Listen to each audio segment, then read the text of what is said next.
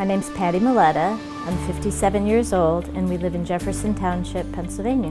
When we moved to the area here in 2003, I went to a new cardiologist who ran some preliminary tests on me, did an echocardiogram, and found out that I had dilated cardiomyopathy.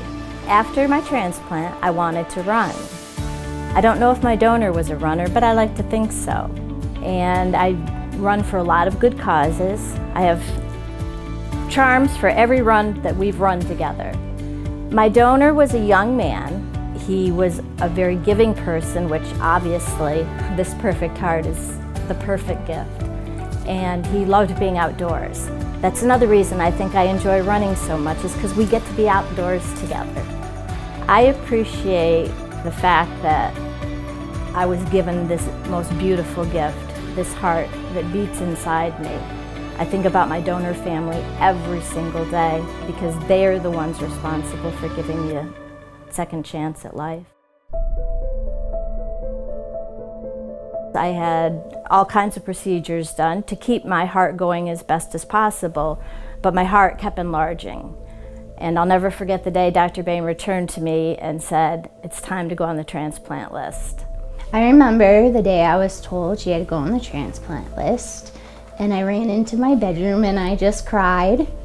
It was a shock, like I knew it was coming, but to hear something like that, frightening. My color got ashen. I couldn't walk down the hall without having to stop and catch my breath. And so it was very hard for my family to watch what it was doing to my body physically.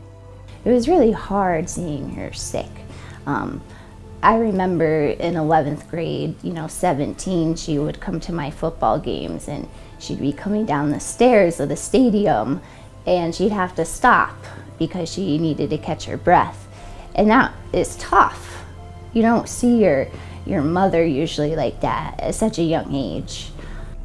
I spent a lot of time in and out of the hospital until I went in and I didn't think I was coming out. And that's when we got news that a heart was available. That's when I got scared. I was being rolled down to surgery with Sarah and Al by my side and knew that that might be the last time I'd see them. I felt the same as she did. I wondered, is this the last time I'm going to see her? It was so hard. When I woke up in recovery, I felt like a 98-year-old woman.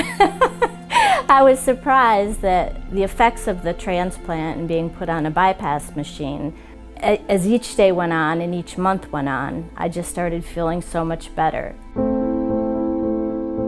We have a family history of cardiovascular disease. We've actually linked 4 generations, and because it's a genetic defect, we're sure that there's more before that. My mother was sick when I was a teenager and died at the age of 47. We did not know that there was a genetic link to it. My sister Tammy and I were tested when we were teenagers and nothing showed up. Tammy wasn't tested again until I found out I had dilated cardiomyopathy. After that, she decided she needed to go back to see a cardiologist and was diagnosed with the same thing. She thought she had more time than she did. She was on a business trip and she called me and she said, "I'm not feeling well. When I get back home, I'm going to go down and see my cardiologist and make sure I get on that transplant list." And that's the last words she said to me. After I recovered, the doctors had mentioned that Sarah, who was in her 20s now, might like to have genetic testing done. So they tested me first to see if they could find the gene. They found the mutant gene, the myosin 7 gene. They were then able to test Sarah, who had a 50-50 chance of getting the defective gene. Unfortunately, she did. And the day we found out, we both cried. It's a little daunting. It makes me enjoy things every day, the simple things. Just knowing, oh, what if I get to the point my mom did?